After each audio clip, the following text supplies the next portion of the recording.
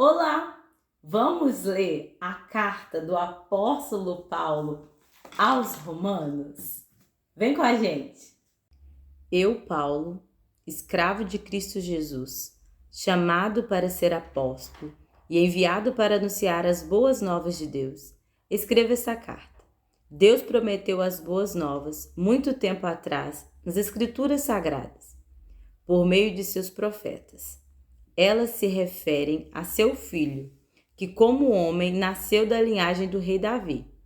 E quando o poder do Espírito Santo o ressuscitou dos mortos, foi demonstrado que ele era o Filho de Deus. Ele é Jesus Cristo, nosso Senhor.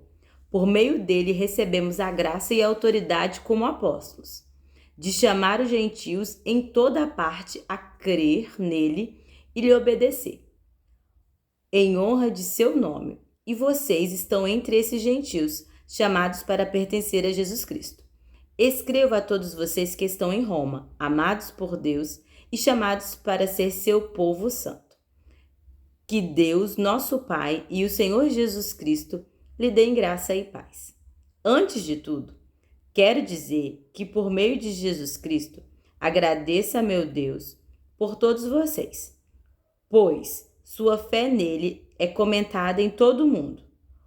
O Deus a quem sirvo em meu espírito, anunciando as boas novas a respeito de seu Filho, sabe como nunca deixo de me lembrar de vocês em minhas orações, sempre pedindo, se for da vontade de Deus, uma oportunidade de vê-los.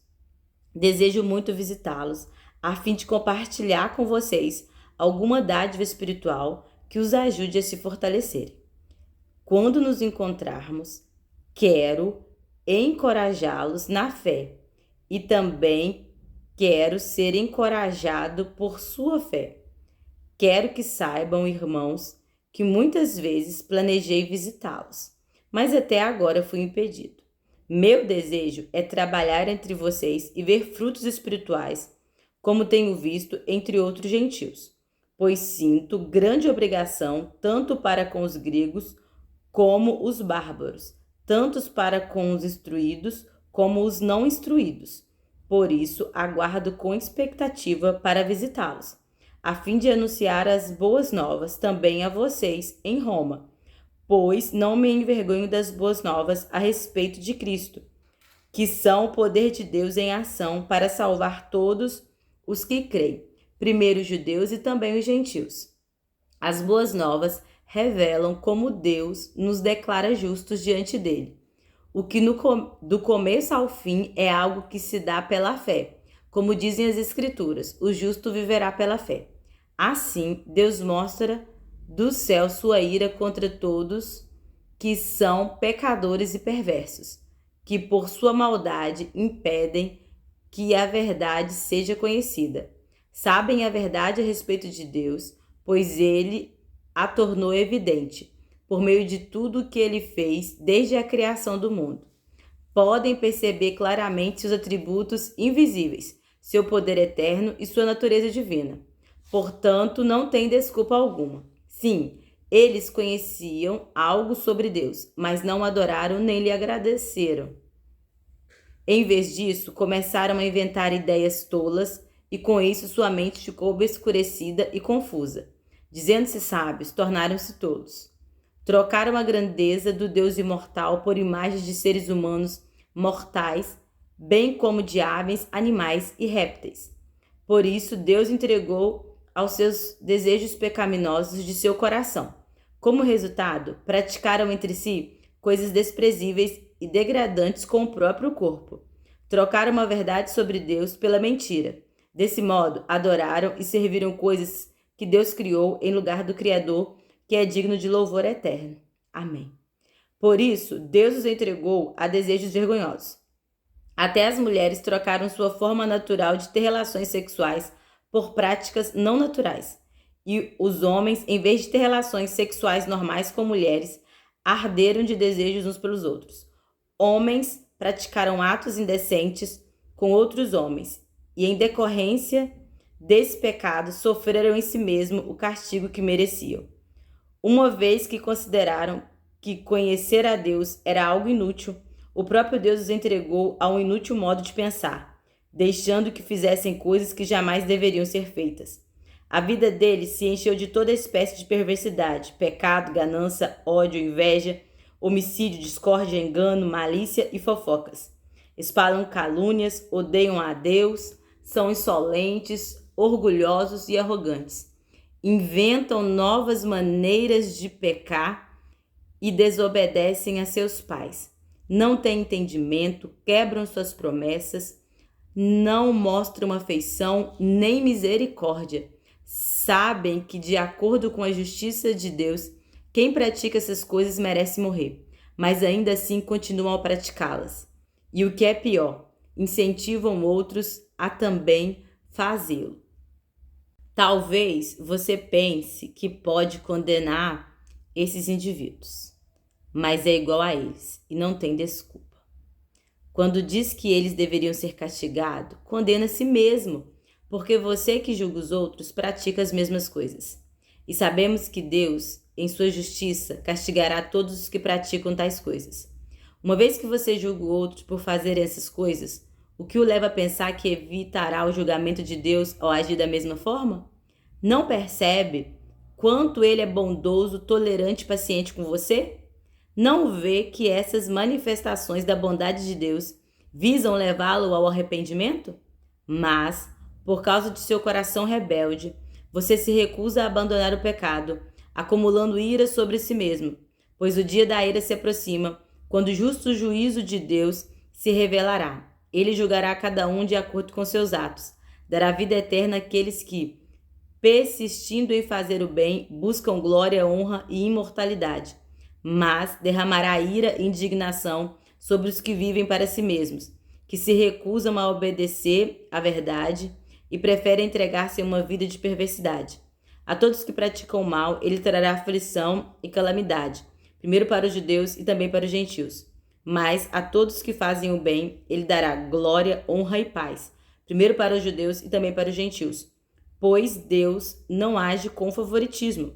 Assim, todos os que pecarem, mesmo não tendo a lei escrita de Deus, serão destruídos. E todos os que pecarem, estando sobre a lei de Deus, de acordo com essa lei serão julgados. Pois o simples ato de ouvir a lei não nos torna justos diante de Deus, mas sim a obediência à lei é que nos torna justos aos olhos dele.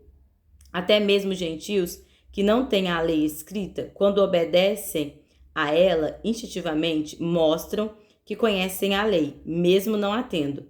Demonstram que a lei está gravada em seu coração, pois sua consciência e seus pensamentos os acusam ou lhes dizem que estão agindo corretamente. Isso se confirmará no dia em que Deus julgar os segredos de cada um por meio de Cristo Jesus, de acordo com as boas novas que anuncio. Você que se diz judeu, se apoia na lei de Deus e se orgulha de seu relacionamento especial com ele. Conhece a vontade de Deus, sabe o que é certo porque foi instruído em sua lei. Está convencido de que é guia para os cegos e luz para os que estão perdidos na escuridão. Considera-se capaz de instruir os ignorantes e ensinar os caminhos de Deus às crianças. Está certo de que a lei de Deus lhe dá pleno conhecimento e verdade. Pois bem, se você ensina a outros, por que não ensina a si mesmo? Diz a outros que não roubem, mas você mesmo rouba? Afirma que é errado cometer adultério, mas você mesmo adultera?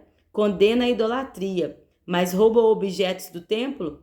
Você, que tanto se orgulha de conhecer a lei, desonra a Deus desobedecendo a lei? Não é de admirar que as Escrituras digam: os gentios blasfemam o nome de Deus por causa de vocês. A prática judaica da circuncisão só tem valor se você obedece à lei de Deus. Mas se você, que é circuncidado, não obedece à lei de Deus, não é diferente de um gentio incircuncidado. E se os incircuncidados obedecerem à lei de Deus, acaso não serão também considerados circuncidados? De fato, os gentios incircuncidados que cumprem a lei de Deus condenarão você, judeu, que é circuncidado e tem a lei de Deus, mas não obedece a ela. Pois ser judeu exteriormente ou ser circuncidado não torna ninguém judeu de fato. Judeu verdadeiro é quem o é no íntimo, e circuncisão verdadeira é a do coração, feita pelo Espírito e não pela letra da lei, recebendo assim a aprovação de Deus e não das pessoas. Qual é, pois, a vantagem do judeu, ou qual a utilidade da circuncisão? Muita, em todo sentido, porque primeiramente as palavras de Deus lhe foram confiadas. Pois que, se alguns foram incrédulos, a sua incredulidade aniquilará a fidelidade de Deus?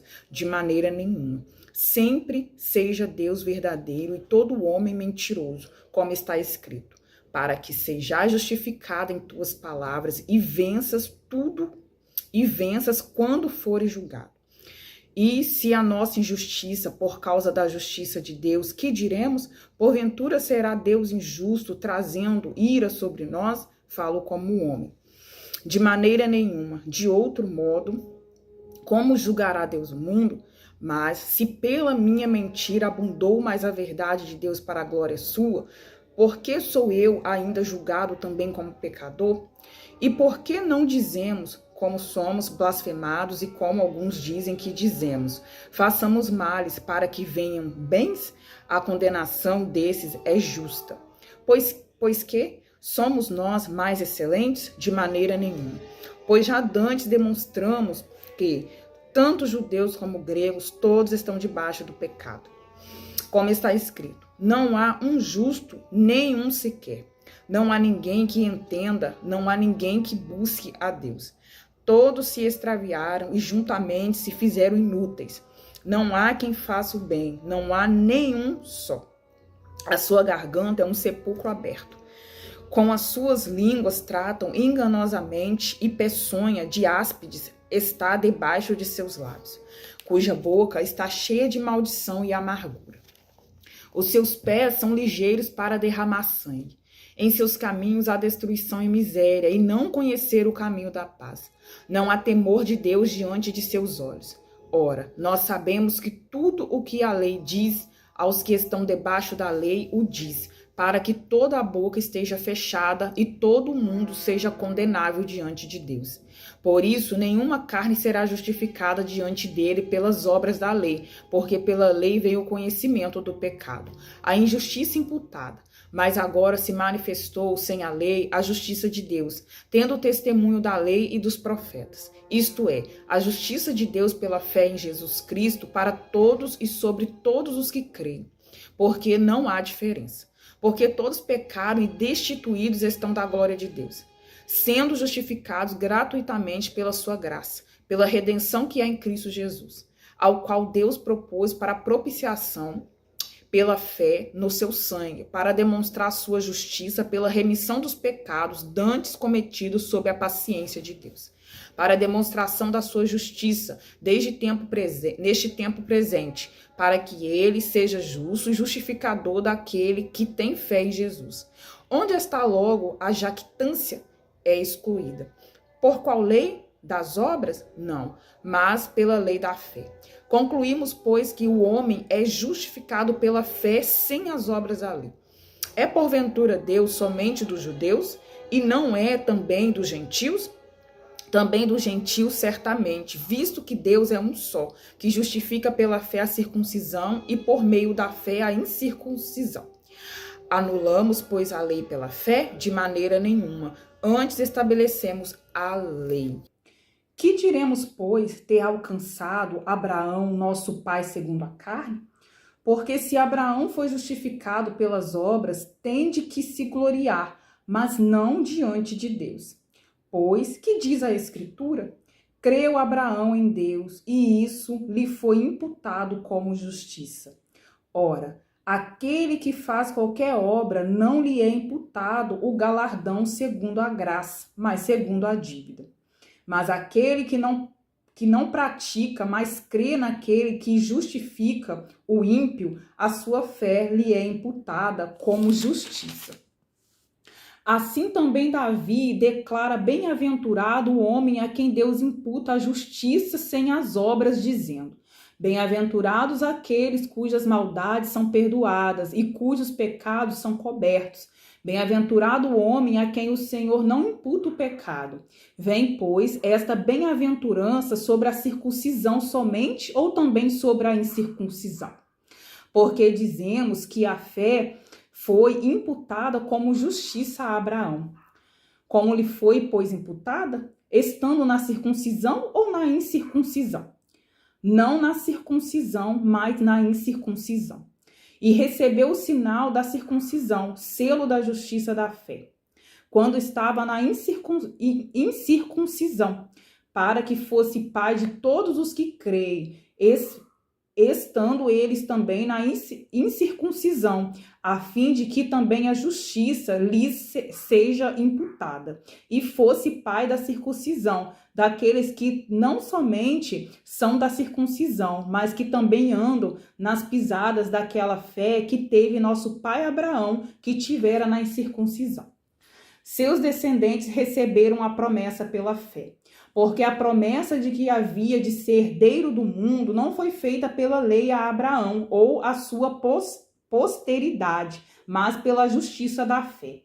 Porque se os que são da lei são herdeiros, logo a fé é vã e a promessa é aniquilada, porque a lei opera a ira. Porque onde não há lei, também não há transgressão.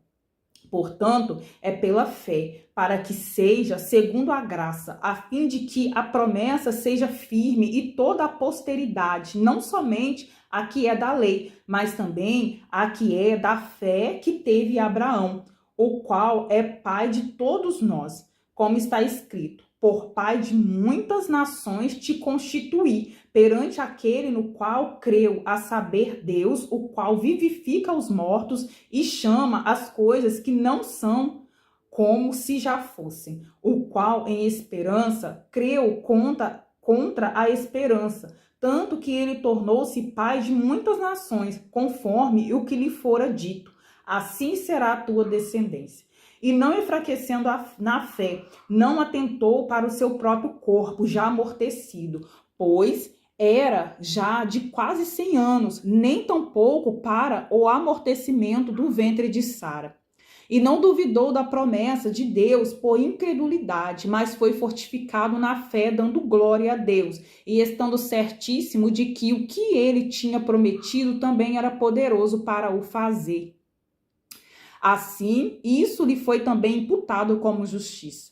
Ora, não só por causa dele está escrito que lhe fosse tomado em conta, mas também por nós, a quem será tomado em conta, os que cremos naquele que dentre os mortos ressuscitou a Jesus nosso Senhor, o qual por nossos pecados foi entregue e ressuscitou para a nossa justificação.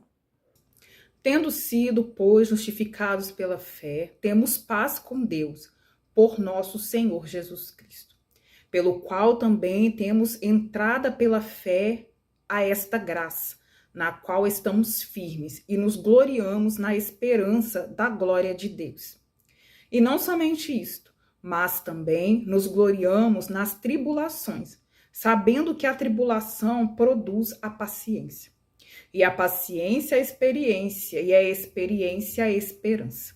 E a esperança não traz confusão, porquanto o amor de Deus está derramado em nossos corações pelo Espírito Santo que nos foi dado. Porque Cristo, estando nós ainda fracos, morreu a seu tempo pelos ímpios. Porque apenas alguém morrerá por um justo, pois poderá ser que pelo bom alguém ouse morrer. Mas Deus prova o seu amor para conosco, em que Cristo morreu por nós, sendo nós ainda pecadores. Logo, muito mais agora, tendo sido justificados pelo seu sangue, seremos por ele salvos da ira. Porque se nós, sendo inimigos, fomos reconciliados com Deus pela morte de seu Filho, muito mais, tendo sido já reconciliados, seremos salvos pela sua vida. E não somente isto, mas também nos gloriamos em Deus por nosso Senhor Jesus Cristo, pelo qual agora alcançamos a reconciliação. A morte veio por Adão e a vida por meio de Cristo. Portanto, como por um homem entrou o pecado no mundo, e pelo pecado a morte, assim também a morte passou a todos os homens, por isso que todos pecaram. Porque até a lei estava o pecado no mundo, mas o pecado não é imputado, não havendo lei.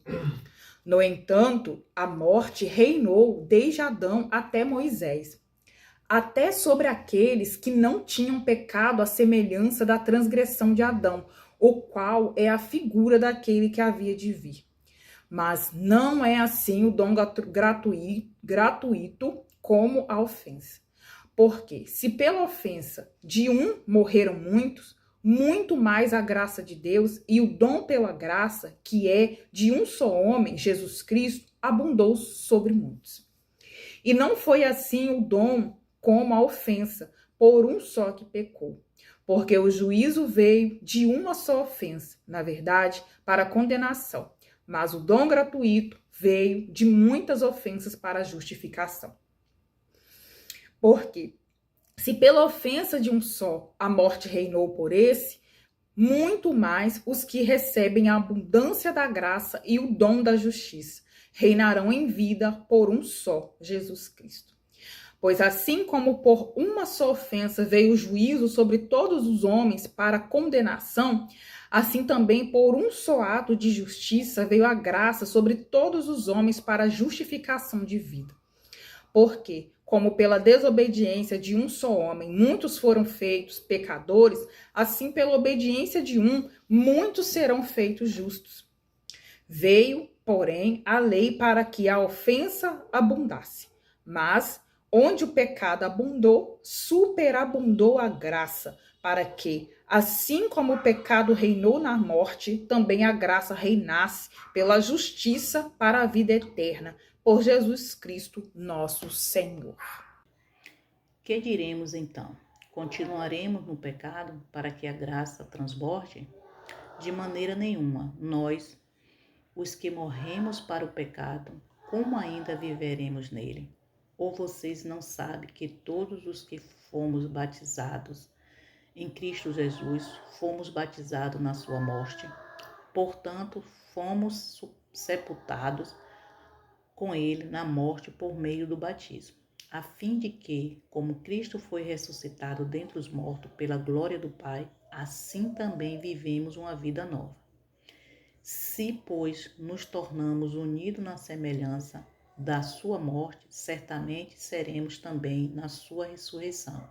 Pois sabemos que o nosso velho homem foi crucificado com ele para que o corpo pecaminoso seja destruído, de modo que deixamos de ser escravo do pecado, pois quem morreu foi justificado do pecado. Ora, se morremos com Cristo, cremos que viveremos com ele também, pois sabemos que, tendo sido ressuscitado dentre os mortos, Cristo não pode morrer outra vez. A morte não tem mais domínio sobre ele. No que se refere à morte, morrer para o pecado de uma vez por toda, no que se refere à vida, viver para Deus. Assim vocês também se considerem de fato mortos para o pecado, mas vivos para Deus em Cristo Jesus. Portanto, não permita que o pecado reine no corpo mortal de vocês, levando-os a obedecer ao desejo maligno dele. Não ofereçam os membros do corpo de vocês como instrumento de injustiça para o pecado. Antes, ofereça-se a Deus, com quem saiu da morte para a vida. Ofereça os membros do corpo de vocês como instrumento de justiça para Deus. Assim, o pecado não deve ter domínio sobre vocês, porque vocês não estão debaixo da lei, mas debaixo da graça. Escravo da justiça. Então, vamos pecar porque não estamos debaixo da lei, mas da graça? De maneira nenhuma. Vocês não sabem que quando se oferece a alguém como escravo obediente, são escravos daqueles a quem obedece. Que escravo do pecado que leva à morte e que escravo da obediência que leva à justiça. Mas a graça a Deus, mas graças a Deus, porque embora tenha sido escravo do pecado, vocês passaram a obedecer de coração a forma de ensino que lhe foi transmitida. De fato, vocês foram libertos do pecado e tornaram-se escravos da justiça. Falo isso em termo humano, por causa das limitações humanas de vocês. Como ofereceram os membros do seu corpo em escravidão à impureza, que leva mais e mais à iniquidade, assim oferece-se agora em escravidão à justiça que leva à santidade. Quando vocês eram escravos do pecado, eu estava livre da justiça, que frutos colheram então das coisas das quais agora se envergonham. O fim dessas coisas é a morte. Agora, porém, que vocês foram libertos do pecado e se tornaram escravos de Deus, o fruto que colhe leva à santidade, e o seu fim é a vida eterna. Porque o salário do pecado é a morte, mas o dom gratuito de Deus é a vida eterna. Cristo Jesus, o nosso Senhor. Irmãos, falo o que conhece a lei. Ou vocês ignoram que a lei rege o homem durante o tempo em que ele vive? Por exemplo, pela lei, a mulher casada está ligada ao marido enquanto ele vive. Mas se o marido morrer, ela estará livre da lei que ainda une ao marido. Por isso, se ela se casar com outro enquanto o marido ainda estiver vivo, será considerada adúltera. Entretanto, se o marido morrer, ela estará livre da lei e não se tornará adúltera se vier a se casar com outro homem.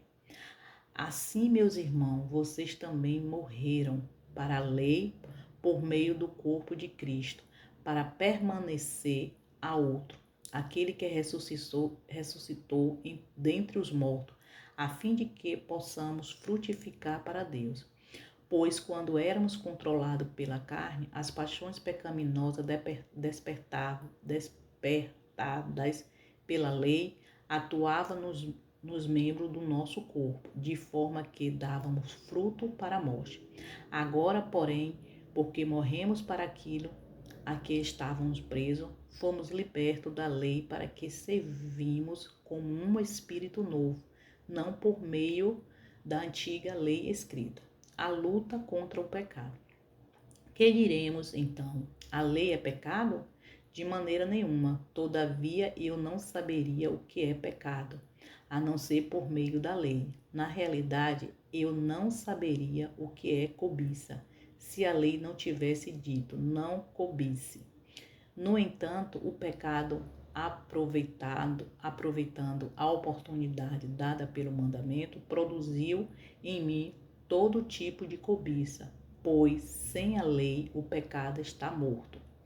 Houve um tempo quando eu vivia sem a lei, mas quando o mandamento veio, o pecado reviveu e eu morri. Descobri que o próprio mandamento, destinado a produzir vida, na verdade produziu morte, pois o pecado, aproveitado a oportunidade dada pelo mandamento, enganou-me e por meio do mandamento me matou. De fato, a lei é santa e o mandamento é santo, justo e bom. Então, o que é bom se tornou em morte para mim, de maneira nenhuma, mas para que o pecado se mostrasse como pecado, ele produziu morte em mim por meio do que era bom, de modo que por meio do mandamento mostrasse como o pecado é extremamente mau. Sabemos que a lei é espiritual. Eu, contudo, sou carnal, pois fui vendido como escravo ao pecado. No entanto, o que faço, pois não faço o que eu desejo, mas o que eu odeio. Agora, se faço o que não desejo, admito que a lei é boa. Nesse caso, não sou mais eu quem o faz, mas o pecado que habita em mim. Sei que nada de bom habita em mim, isso é, na minha carne, porque tenho o desejo de fazer o que é bom, mas não o faço.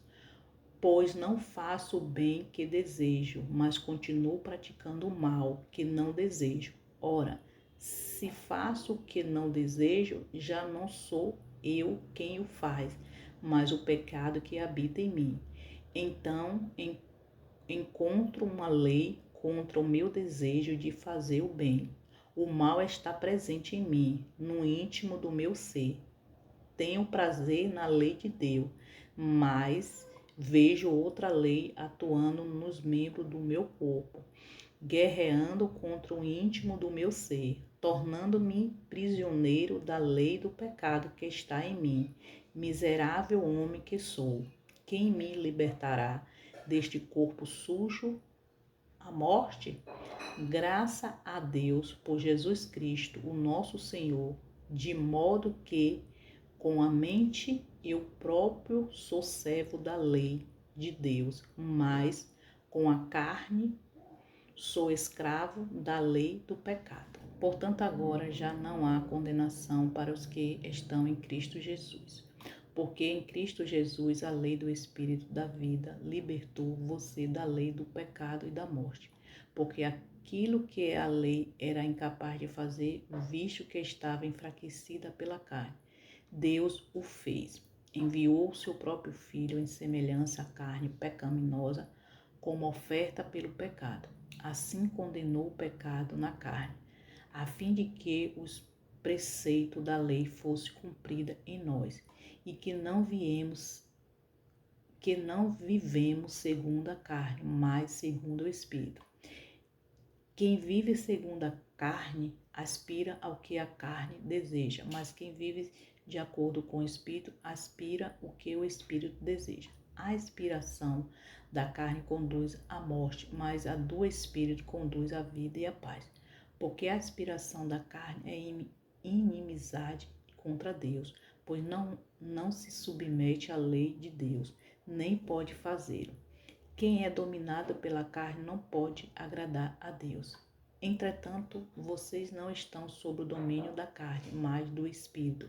Se de fato o Espírito de Deus habita em vocês, e se alguém não tem o Espírito de Cristo, este não pertence a Cristo. Mas se Cristo está em vocês, o corpo está morto por causa do pecado. Entretanto, o Espírito está vivo por causa da justiça. Agora, se o Espírito daquele que ressuscitou Jesus dentre os mortos habita em vocês, aquele que ressuscitou Cristo dentre os mortos também dará vida ao corpo mortal de vocês. Porque, por causa do Espírito dele que habita em vocês, portanto, irmãos, somos devedores, não à carne, mas vivemos sujeito a ela. Pois se vocês viverem de acordo com a carne, morrerão. Mas se pelo Espírito fizer morrer os atos do corpo, viverão. Porque todos os que são conduzidos pelo Espírito de Deus são filhos de Deus. Pois vocês não receberam o espírito de escravidão para novamente temerem, mas receberam o Espírito que os torna filhos por doação, por meio do qual chamamos Pai. O próprio Espírito testemunhou ao nosso espírito que somos filhos de Deus. E se somos filhos, também somos herdeiros de Deus e co-herdeiros com Cristo. Se de fato sofremos com Ele, também com Ele seremos glorificados. Sofrimento presente e a glória futura. Considerando, pois, que o sofrimento do tempo presente não pode ser comparado com a glória que em nós será revelada. A criação guardada com grande expectativa que o Filho de Deus seja revelado, pois a criação foi submetida à inutilidade, não pela sua própria escolha, mas por causa da vontade daquele que a sujeitou, na esperança de que a própria criação será liberta da escravidão que conduz à decadência para receber a mesma gloriosa liberdade dos filhos de Deus. Pois sabemos que toda a criação geme em conjunto, como se sofre dores de parto até agora. Agora não somente isso, mas nós mesmos que temos os primeiros frutos do Espírito, gememos interiormente, esperando ansiosamente a adoção como filho, a redenção do corpo, a redenção do nosso corpo. Nessa esperança fomos salvos. Contudo, a esperança que se vê não é a esperança, pois quem espera por aquilo que está vendo, entretanto, se esperamos o que não vemos com paciência, o aguardamos. Da mesma forma, o Espírito nos ajuda em nossas fraquezas, pois não sabemos como devemos orar, mas o próprio Espírito intercede por nós com gemidos exprimíveis. Aquele que sonda o nosso coração conhece a mente do Espírito, porque o Espírito intercede pelo santo de acordo com a vontade de Deus.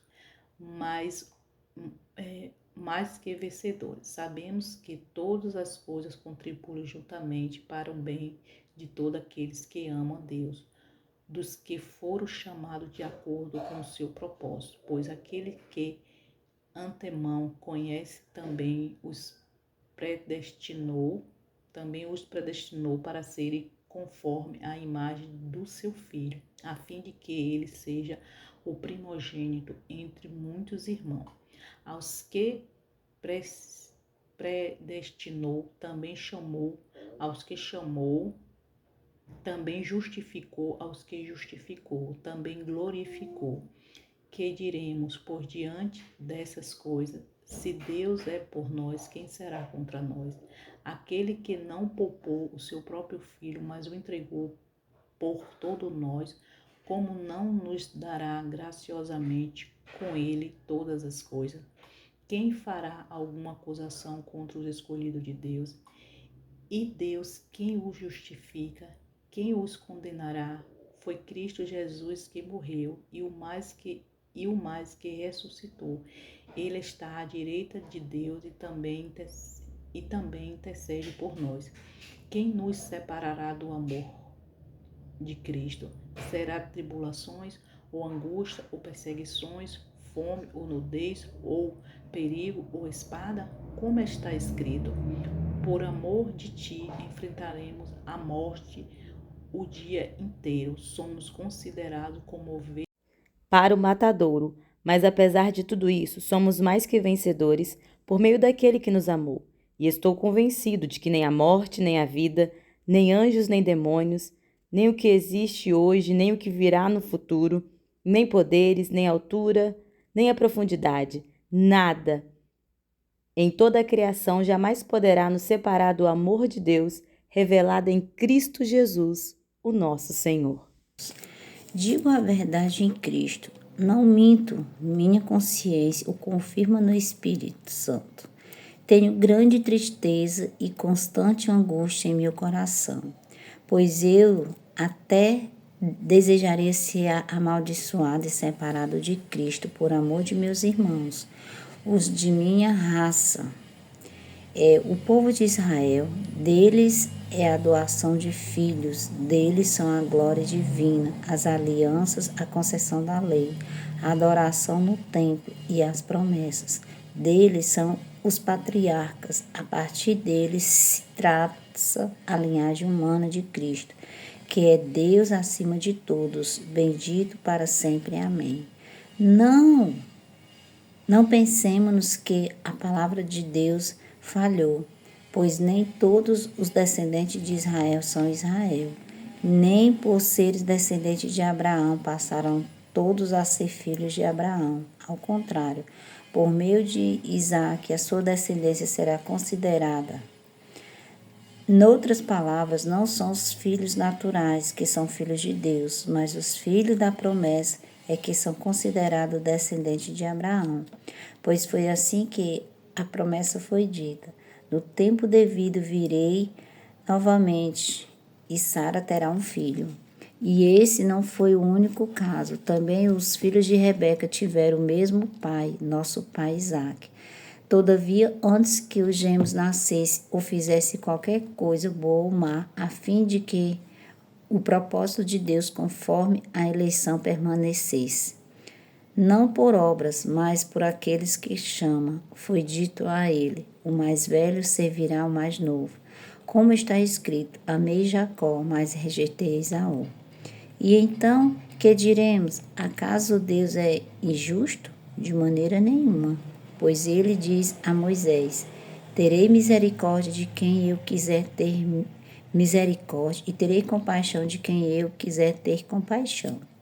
Portanto, isso não depende do desejo ou do esforço humano, mas da misericórdia de Deus. Pois a Escritura diz ao faraó, eu o levantarei exatamente com este propósito, mostrar em você o meu poder e para que o meu nome seja proclamado em toda a terra. Portanto, Deus tem misericórdia de quem Ele quer e endurece a quem Ele quer. Mas alguns de vocês me dirão, então por que Deus ainda nos culpa? Pois quem resiste à sua vontade? Mas a quem é você, o homem, para questionar Deus? Acaso aquilo que é formado pode dizer ao que formou, por que me fizeste assim? O oleiro não tem direito de fazer do mesmo barro um vaso para fins nobres e outro para uso desonroso. Se Deus, querendo mostrar sua ira e tornando conhecido o seu poder, suportou com grande paciência os vasos da sua ira, preparados para a destruição. O que dizer se ele fez isso para tornar conhecidas as riquezas de sua glória aos vasos da sua misericórdia que preparou de antemão para a glória? Ou seja, a nós a quem também chamou, não apenas dentre os judeus, mas também dentre os gentios? Como ele diz em Oséias, chamarei o meu povo, a quem não é meu povo, e chamarei minha amada. A quem não é a minha amada, acontecerá que, no mesmo lugar em que se lhe declarou, vocês não são meu povo, eles serão chamados filhos do Deus vivo. Isaías exclama com relação a Israel, embora o número dos israelitas seja como a areia do mar, apenas o remanescente será salvo, pois o Senhor executará na terra a sua sentença, rápida e definitivamente. Como anteriormente diz Isaías, se o Senhor dos Exércitos não nos tiver deixado descendentes, já estaríamos como Sodoma e semelhante a Gomorra. A incredulidade de Israel. Que diremos então, os gentios que não buscavam justiça e obtiveram uma justiça que veio da fé, mas Israel que buscava uma lei que trouxesse justiça não alcançou. Por que não? Porque não a buscava pela fé, mas como se fosse por obras. Eles tropeçaram na pedra de tropeço. Como está escrito, eis que eu ponho em Sião uma pedra de tropeço e uma rocha que faz cair aquele que nele confia. Jamais será envergonhado. Irmãos, o desejo do meu coração é a minha oração a Deus pelos israelitas e que eles sejam salvos, pois testemunhar que eles têm zelo por Deus, mas o seu zelo não se baseia no conhecimento, porquanto, ignorando a justiça que vem de Deus e procurando estabelecer a sua própria, não se submeteram à justiça de Deus, porque o fim da lei é Cristo, para a justificação de todos o que crê. Moisés descreve desta forma a justiça que vem da lei. O homem que fizer estas coisas viverá por meio delas. Mas a justiça que vem da fé diz: não diga em seu coração: quem subirá aos céus? Isso é, para fazer Cristo descer. Ou quem descerá ao abismo? Isso é, para fazer Cristo subir dentre os mortos. Mas o que ele diz? A palavra está perto de você, está em sua boca, em seu coração. Isto é a palavra da fé que estamos proclamando. Se você confessar com a sua boca que Jesus é Senhor e crer em seu coração que Deus o ressuscitou dentre os mortos, será salvo. Pois que o coração se crê para a justiça e com a boca se confessa para a salvação. Como diz a Escritura, todo o que nele confiar jamais será envergonhado. Não há diferença entre os judeus e gentios, pois o mesmo Senhor é o Senhor de todos e abençoa ricamente todos o que invoca. Porque todo aquele que invoca o nome do Senhor será salvo.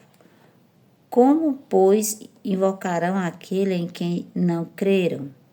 E como crerão aquele de quem não ouviram falar? E como ouvirão se não ouvir quem pregue? E como pregarão se não forem enviados? Como está escrito, como são belos os pés dos que anunciam as boas novas. No entanto, nem todos os israelitas aceitaram as boas novas, pois Isaías diz: Senhor, quem creu em nossa mensagem? Consequentemente, a fé vem, pois se ouvir a mensagem, e a mensagem é ouvida mediante a palavra de Cristo. Mas eu pergunto, eles não ouvirão? Claro que sim. A sua voz ressoou toda a terra e as suas palavras até os confins do mundo. Novamente pergunto, será que Israel não entendeu? Em primeiro lugar, Moisés diz, farei que tenha ciúmes de quem não é o meu povo, e eu os procurarei a ira, por meio de um povo sem entendimento. E Isaías disse ousadamente, fui achado por aquele que não me procurava. Revelei-me àqueles que não perguntavam por mim. Mas, a respeito de Israel, ele disse, o tempo todo, estendi as mãos a um povo desobediente e rebelde. Pergunto, pois, acaso Deus rejeitou o seu povo? De maneira nenhuma. Eu mesmo sou israelita, descendente de Abraão, da tribo de Benjamim. Deus não rejeitou o seu povo, o qual de antemão conheceu. Ou vocês não sabem como Elias clamou a Deus contra Israel, conforme diz a Escritura? Senhor, matará os teus profetas e derrubará os teus altares. Sou o único que sobrou e agora estou procurando matar-me. Estão procurando matar-me. E qual foi a resposta divina? Reservei para mim 7.000 homens que não dobraram os joelhos diante de Baal. Assim hoje também há um remanescente escolhido pela graça. E se é pela graça, já não é mais pelas obras. E se fosse, a graça já não seria graça. O que diz então? Israel não conseguiu aquilo que tanto buscava, mas os eleitos o obtiveram, os demais foram endurecidos, como está escrito. Deus lhe deu um espírito de atordoamento, olhos para não ver e ouvidos para não ouvir, até o dia de hoje. E Davi diz que a mesa deles se transforma em laço e armadilha, que pedra de tropeço e retribuição para eles. Escurecesse os seus olhos, para que não consigam ver, e as suas costas fiquem encurvadas para sempre. Os ramos enxertados. Novamente pergunto, acaso tropeçaram para que ficassem caídos? De maneira nenhuma, ao contrário, por causa da transgressão deles, veio a salvação para os gentios, para provocar ciúmes em Israel. Mas se as transgressões deles significa riqueza para o mundo e o seu fracasso riqueza para os gentios, quanto mais significará a sua plenitude? Estou falando a vocês, gentios, visto que sou apóstolo para os gentios, e exaltado o seu ministério, na esperança de que, de alguma forma, posso provocar ciúme em meu próprio povo e salvar algum deles. Pois se a rejeição deles é a reconciliação do mundo, o que será a sua aceitação, senão vida dentre os mortos? Se é santa a parte da massa que é oferecida como primeiro frutos, toda a massa também é, se a raiz é santa. Os ramos também serão. Se alguns ramos foram cortados, e você, sendo oliveira brava, foi enxertada entre os outros, e agora participa da seiva que vem da raiz da oliveira cultivada. Não se glorie contra esses ramos. Se o fizer, saiba que não é você quem sustenta a raiz, mas a raiz a você. Então você dirá: os ramos foram cortados para que eu fosse enxertados. Está certo. Eles, porém, foram cortados e devido à incredulidade, e você permanece pela fé. Não se orgulhe, mas tema, pois se Deus não poupou os ramos naturais, também não poupará você. Portanto, considere a bondade e a severidade de Deus, severidade para com aqueles que caíram, mas bondade para com você, desde que permanece na bondade dele. De outra forma, você também será cortado. Enquanto a eles, se não continuarem na incredulidade, serão enxertados, pois Deus é capaz de enxertá-los. Outra vez, afinal de contas, se você for cortado de uma oliveira brava, por natureza, é de maneira antinatural, foi enxertados numa oliveira cultivada. Quanto mais serão enxertados os ramos naturais em sua própria oliveira. Todo Israel será salvo. Irmãos, não quero que ignore este ministério, para que não se torne presunçoso. Israel experimentou um endurecimento em parte, até que chegue à plenitude dos gentios. E assim todo Israel será salvo, como está escrito: virá de Sião o Redentor, que desviará de Jacó a impiedade.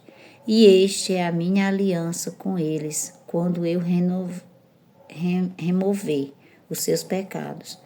Quanto ao Evangelho, eles são inimigos por causa de vocês, mas quanto à eleição, são amados por causa dos patriarcas, pois os dons e o chamado de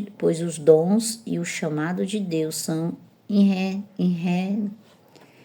irrevogáveis, assim como você, que antes era desobedientes a Deus, mas agora receberá a misericórdia, graça e desobediência deles.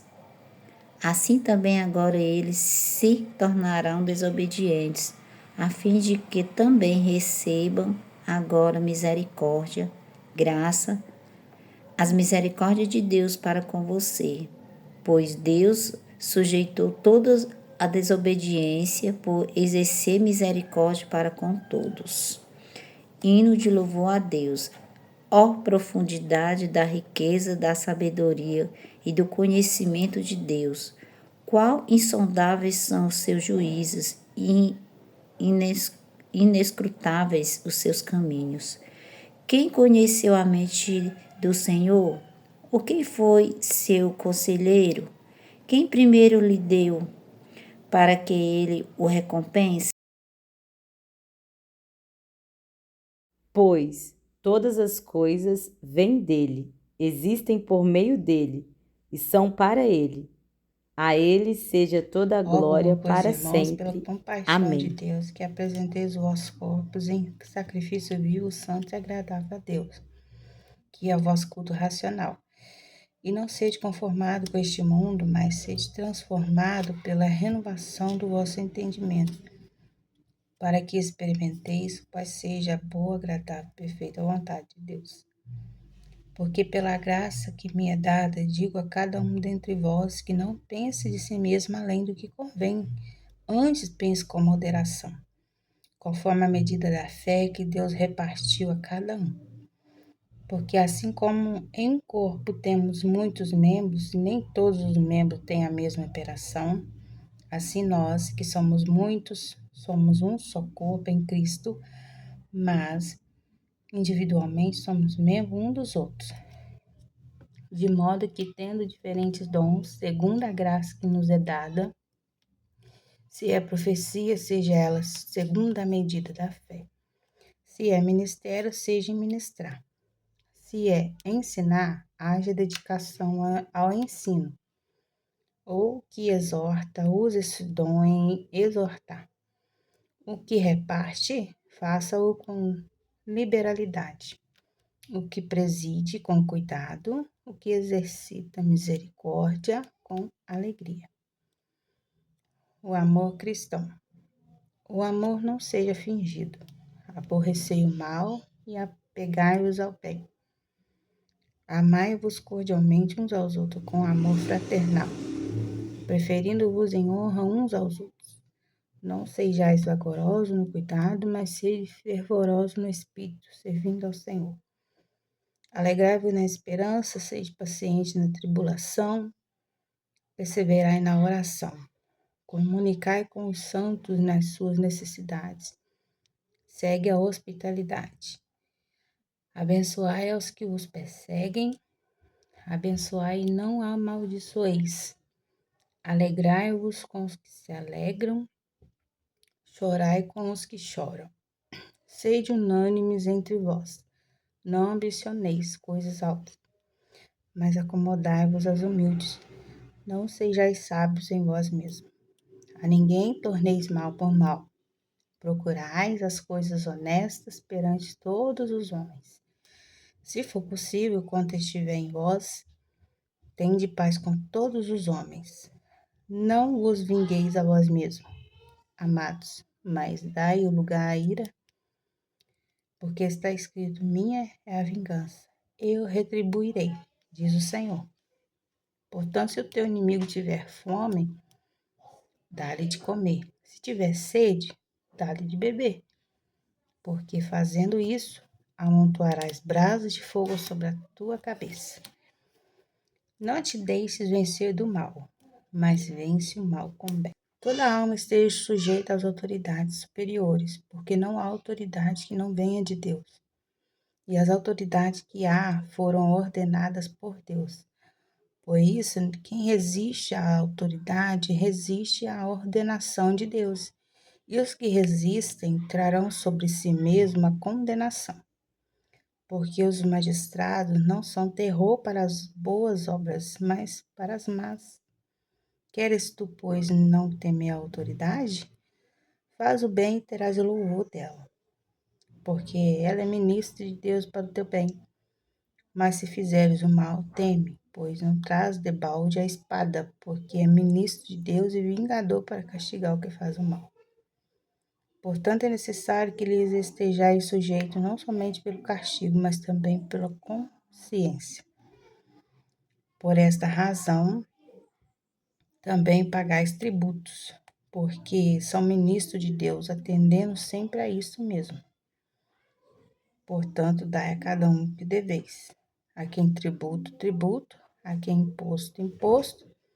A quem temor, temor. A quem honra, honra. O amor ao próximo.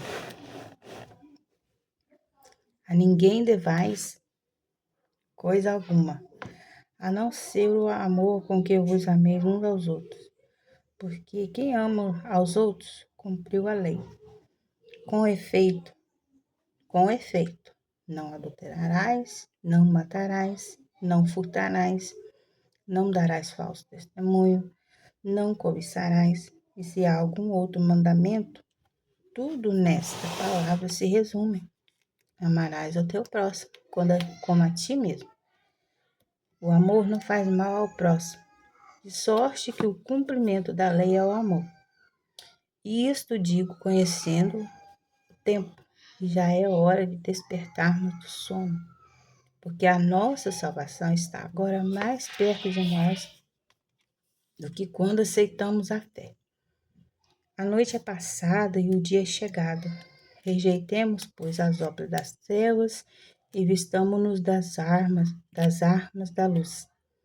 Andemos honestamente como de dia, não em glutonarias, nem em bebedeiras, nem em desonestidades, nem em dissoluções, nem em contendas de inveja. Mas revesti-vos do Senhor Jesus Cristo e não tenhais cuidado da carne em suas concupiscências.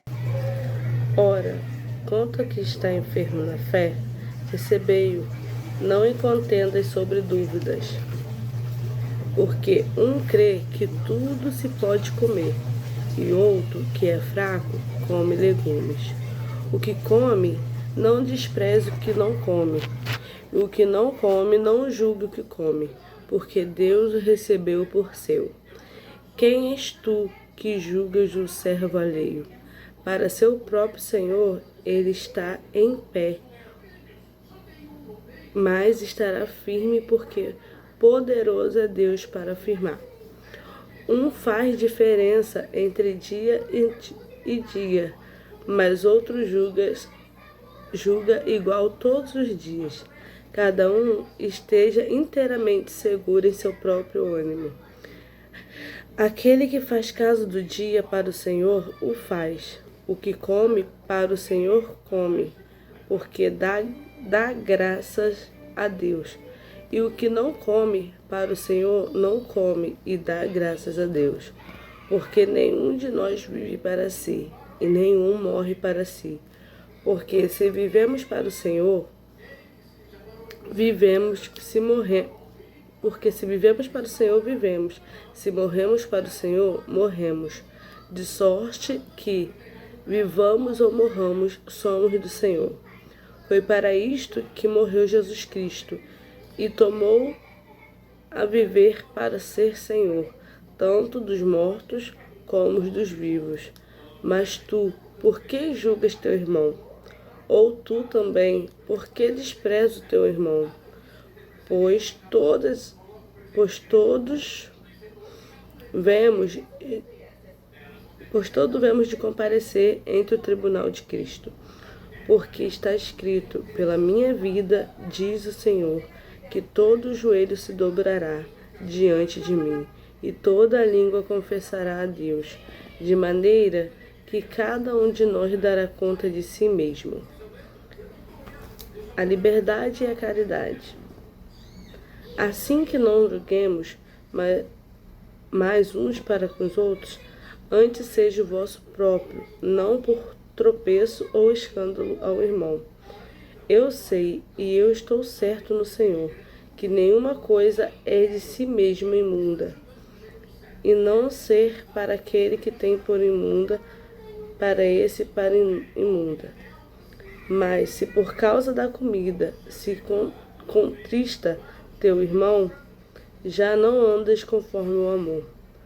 Não destrua por causa da tua comida aquele que por quem Cristo morreu. Não seja, pois, blasfemado o vosso bem, porque o reino de Deus não é comida nem bebida, mas justiça e paz e alegria no Espírito Santo. Porque quem nisto serve a Cristo, agradável é, e a Deus é aceito os homens. Sigamos, pois, as coisas que servem para a paz e para a edificação de uns para com os outros. Não destruas por causa da comida a obra de Deus. E verdade que tudo é limpo, mas mal vai para o homem que come com escândalo. Bom é não comer carne, nem beber vinho, nem fazer outras coisas em que teu irmão tropece, ou se escandalize, ou se enfraqueça. Tu tens fé? tem em ti mesmo diante de Deus? Bem-aventurado aquele que não se esconde a si mesmo naquilo que aprova. Mas aquele que tem dúvida, se comer, está condenado, porque não come por fé. E tudo que não é de fé é pecado. Mas nós que somos fortes, devemos suportar as fraquezas dos fracos e não agradar a nós mesmos. Portanto, cada um de nós agrade ao seu próximo no que é bom para a edificação, porque também Cristo não agradou a si mesmo. Mas, como está escrito, sobre mim caíram as injúrias do que te injuriaram, porque tudo que deste foi escrito, para nosso ensino foi escrito, para que pela paciência e consolação das Escrituras tenhamos esperança. Ora, o Deus de paciência e consolação vos conceda mesmo sentimento uns para com os outros, segundo Cristo Jesus, para que concedes uma boa concordes a uma boa glorifiques a Deus e Pai de nosso Senhor Jesus Cristo. Portanto, recebei-vos uns aos outros, como também Cristo nos recebeu, para a glória de Deus. Digo, pois, que Jesus Cristo foi ministro de circuncisão por causa da verdade de Deus, para que confirmasse as promessas feitas ao Pai, e para que os gentios glorifiquem a Deus pela sua misericórdia, como está escrito: portanto, eu te louvarei entre os gentios, e cantarei o teu nome. E outra vez diz: alegrai-vos, gentios, com o seu povo. E outra vez: louvai ao Senhor todos os gentios, e celebrarei todos os povos. Outra vez diz Isaías: uma raiz em Jessé haverá, e naquele que se levantar para reger os gentios. Os gentios esperarão. Ora, o Deus de esperança vos enche todo o gozo, paz e crença, para que abundeis em esperança pela virtude do Espírito Santo. Eu próprio, meus irmãos, estou certo a respeito de vós, que vós mesmos estejais cheios de bondade, cheios de todo conhecimento, podendo admoestar-vos uns aos outros. Mas, irmãos, em parte vos escrevi, mais ousadamente, como para vos trazer outra vez isto à memória, pela graça que por Deus me foi dada, que seja ministro de Jesus Cristo para os gentios, ministrando o Evangelho de Deus, para que seja agradável a oferta dos gentios, santificada pelo Espírito Santo, de sorte que tem glória em Jesus Cristo nas coisas que pertencem a Ele. Porque não vos ousarei dizer coisa alguma que diante dos gentios, por palavra e por obras, pelo que podeis fazer sinais e prodígios, na virtude do Espírito de Deus, de maneira que desde Jerusalém e arredores até o Ilírio temos pregado o Evangelho de Jesus Cristo.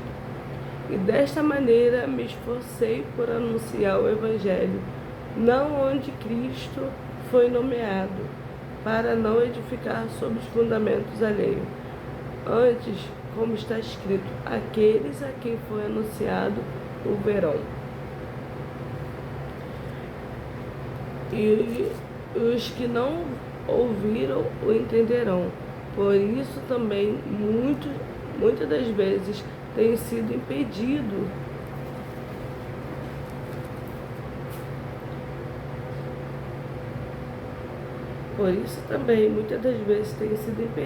de ir convosco. Mas agora que não tenho mais demora nestes sítios, e tendo já há muitos anos grande despejo de ir ter convosco, quanto a partir para a Espanha, irei ter convosco, pois espero que de passagem vos verei, e que para lá seja encaminhado por vós. depois de ter gozado um pouco da vossa companhia, mas agora vou a Jerusalém para ministrar os santos, porque pareceu bem a Macedônia e a Acaia fazerem uma coleta para os pobres dentre os santos que estão em Jerusalém. Isto lhe pareceu bem, como devedores que são para com eles, porque os gentios foram participantes dos seus bens. Desculpa, gente. Porque os gentios foram participantes dos seus bens espirituais. Devem também ministrar-lhes temporais, assim que concluído isto, e havendo-lhes consignado este fruto. De lá, passando por vós, irei à Espanha, e bem sei que, indo ter convosco, chegarei com plenitude de bênção do Evangelho de Cristo. E rogo-vos, irmãos, por nosso Senhor Jesus Cristo, e pelo amor do Espírito, que combateis comigo nas nossas orações por mim a Deus, para que seja livre dos rebeldes que estão na Judéia, e para que esta minha administração, que em Jerusalém faço, seja bem aceita pelos santos, a fim de que, pela vontade de Deus, chegue a vós com alegria, e possa recrear-me convosco, e o Deus de paz seja com todos. Amém. Recomendo-lhes nossa irmã Febe, que serve a igreja em Secreia. Recebam-na no Senhor como uma pessoa digna de honra no meio do povo santo. Ajudem-na no que ela precisar, pois tem sido de grande ajuda para muitos, especialmente para mim.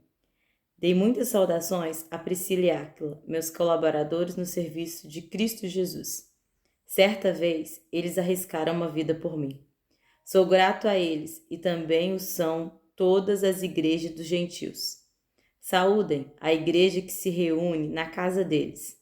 Saúdem também meu querido amigo Epêneto, que foi o primeiro seguidor de Cristo na província da Ásia. Saúdem Maria, que trabalhou tanto por vocês.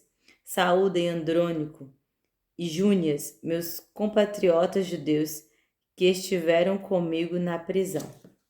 São muito respeitados entre os apóstolos e se tornaram seguidores de Cristo antes de mim. Saúdem Amplieto, meu querido amigo no Senhor. Saúdem Urbano, nosso colaborador em Cristo, e meu querido amigo Stax. Saúdem Apeles, um bom homem, aprovado por Cristo. Saúdem os que são da casa de Aristóbulos. Saúdem Herodião, meu compatriota judeu. Saúdem os da casa de Narciso, que são do Senhor. Saúdem Trifena e Trifosa, obreiras do Senhor, e a estimada Pérside, que tem trabalhado com dedicação para o Senhor. Saúdem Rufo, a quem o Senhor escolheu, e também sua mãe, que tem sido mãe para mim. Saúdem Assícrito, Flegonte, Hermas, Pátrobras, Hermas e os irmãos que se reúnem com eles. Saúdem Filólogo, Júlia, Nereu e sua irmã, e também Olimpas, e também o povo santo que se reúne com eles. Saúdem uns aos outros com beijo santo. Todas as igrejas de Cristo lhe enviam saudações. E agora, irmãos, peço-lhe que tome cuidado com aqueles que causam divisão e perturbam a fé, ensinando coisas contrárias ao que vocês aprenderam. Fiquem longe deles. Esses indivíduos não servem a Cristo, nosso Senhor, mas apenas a seus próprios interesses, e enganam os inocentes com palavras suaves e bajulação. Mas todos sabem que vocês são obedientes ao Senhor, e que muito me alegra. Quero que sejam sábios quanto ao fazer o bem e permaneçam inocentes de todo o mal. Em breve, o Deus da paz esmagará Satanás sobre os pés de vocês. Que a graça de nosso Senhor Jesus seja com vocês. Timóteo, meu colaborador, lhe envia saudações, bem como Lúcio, Jason, Sosípatro, meus compatriotas judeus. Eutércio, que escreve esta carta para Paulo, também envia minhas saudações do Senhor. Gaio o saúda. Estou hospedado em sua casa, onde ele também tem recebido toda a igreja. Erasto, tesoureiro da cidade, bem como nosso irmão Quarto, lhes enviam saudações. Que a graça de nosso Senhor Jesus Cristo seja com todos vocês. Amém. Toda a glória seja dada a Deus, que pode fortalecê-los, como afirmam as boas novas. Essa mensagem a respeito de Jesus Cristo revelou seu plano, mantido em segredo desde o princípio dos tempos, mas que agora, como os escritos dos profetas predisseram, e o Deus eterno ordenou, e é anunciada aos gentios de toda parte, a fim de que eles também possam crer nele e lhe obedecer. Toda glória para sempre ao Deus único e sábio, por meio de Cristo Jesus. Amém.